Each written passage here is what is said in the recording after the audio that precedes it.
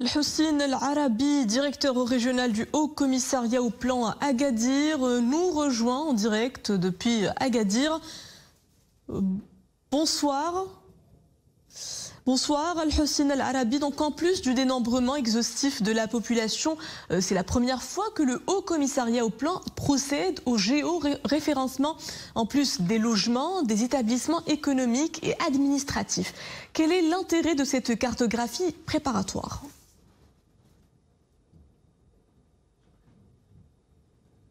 Bonsoir madame. Donc, pour ce qui est de cette opération, je crois qu'il faut une précision. D'abord, son appellation, c'est la cartographie des établissements économiques, mais il cible 4 catégories d'unités de production ou d'unités productives. D'abord, les unités à but lucratif, donc les entreprises et tous les commerces de différentes sortes. La deuxième, ce sont les unités à but non lucratif, essentiellement les ONG, les représentations à caractère soit professionnel, soit politique, soit d'autres institutions. La troisième, ce sont les équipements publics, donc tout ce qui est administration publique et tout ce qui est équipements de proximité, équipements, disons, communaux.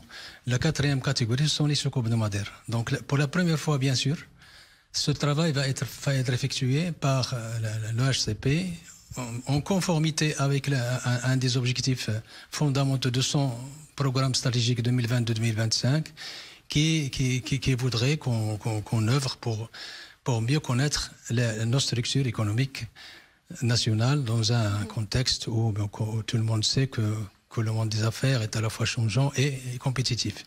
Donc c'était l'objectif essentiel. Et puis à la fin, on aura des bases de données pour chaque catégorie et sous-catégorie. Et ce sera une première au niveau national qui va enrichir l'arsenal statistique national et bien sûr améliorer un petit peu le système statistique national. Et la récolte des données relatives justement à ces travaux cartographiques se fait selon une méthodologie spécifique. Comment se décline cette nouvelle approche sur le terrain ?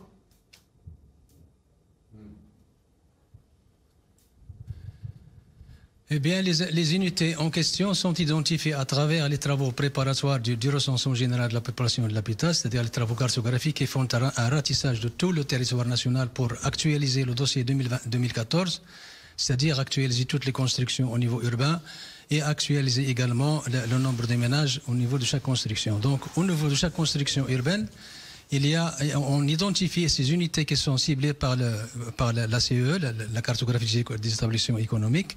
Au niveau du rural, ce ciblage se fait au niveau des groupements de population, les devoirs et sous-devoirs et puis les groupements annexes.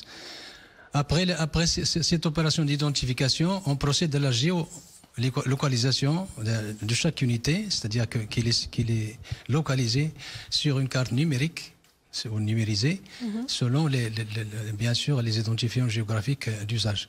Et puis on procède au remplissage d'un questionnaire qui a dont l'objectif bien sûr de réunir un maximum d'informations sur l'activité pour avoir